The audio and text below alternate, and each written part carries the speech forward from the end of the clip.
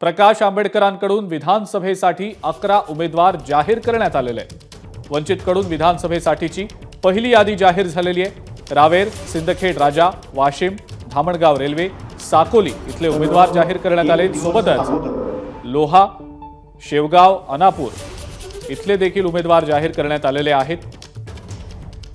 वंचित लवकरच आपला जाहीरनामा देखील प्रसिद्ध करणार आहे। विविध ओबीसी संघटना आणि आदिवासी समूहातील पक्षांसह निवडणुकीमध्ये उतरणार असल्याचं जाहीर करण्यात आलेलं आहे।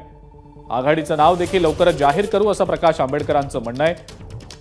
लोकसभेत पैशांचा महापूर होता, विधानसभेत महापुराचा महापूर येईल असं प्रकाश आंबेडकरांनी म्हटलंय।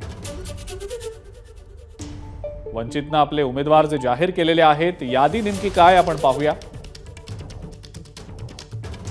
रावेरमधनं शमीभा पाटील यांना उमेदवारी देण्यात आलेली आहे। सिंदखेड राजामधनं सविता मुंढेंना तर वाशिममधनं मेघा डोंगरेंना उमेदवारी जाहीर झालेली आहे। धामणगाव रेल्वेमधनं निलेश विश्वकर्मा यांना, नागपूर नैऋत्य या मतदारसंघातनं विनय भांगे, साकोलीमधनं डॉक्टर अविनाश नन्हे, नांदेड दक्षिणमधनं फारुक अहमद, लोहातनं शिवा नारंगळे तर औरंगाबाद पूर्वमधनं विकास दांडगे, शेवगावमधनं किसन चव्हाण आणि खानापूरमधनं संग्राम माने या 11 उमेदवारांची नावं प्रकाश आंबेडकरांनी जाहीर केलेली आहेत।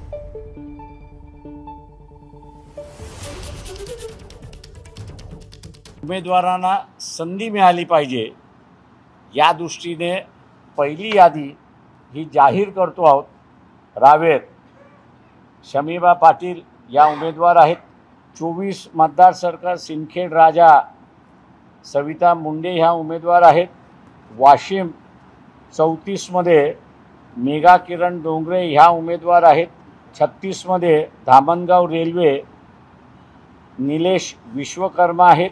87 नांदेड साऊथ फारुक अहमद, 88 लोहा शिवा नारंगळे, 109 औरंगाबाद ईस्ट विकास रावसाहेब दांडगे, 222 शेवगाव किसन चव्हाण, 286 खानापूर संग्राम कृष्णा माने ही पहिली यादी आम्ही त्या ठिकाणी जाहीर करतो। भारत आदिवासी पार्टीचे असणारे चोपडा मतदारसंघातील उमेदवार अनिल जाधव आणि गोंडवाना पार्टीचे असणारे महाराष्ट्राचे जे प्रमुख आहेत हरीश उईके हे नागपूरमधल्या रामटेक मतदारसंघातून त्या ठिकाणी लढणार आहेत। जॉईंट जाहीरनामा आणि वंचित बहुजन आघाडीचा जाहीरनामा हा आम्ही लवकरच त्या ठिकाणी इलेक्शनच्या अगोदरच म्हणजे नोटिफिकेशनच्या अगोदरच आम्ही असणारा प्रसिद्धी त्या ठिकाणी करणार आहोत। आम्ही महाराष्ट्रामध्ये जे असणारं एक आघाडी उभी करतो आहोत, या आघाडीला आम्ही असणारं मुद्दामून आत्तापर्यंत नाव दिलेलं नाही। नजीकच्या कालावधीमध्ये त्याला असणारं नाव या ठिकाणी आम्ही देणार आहोत।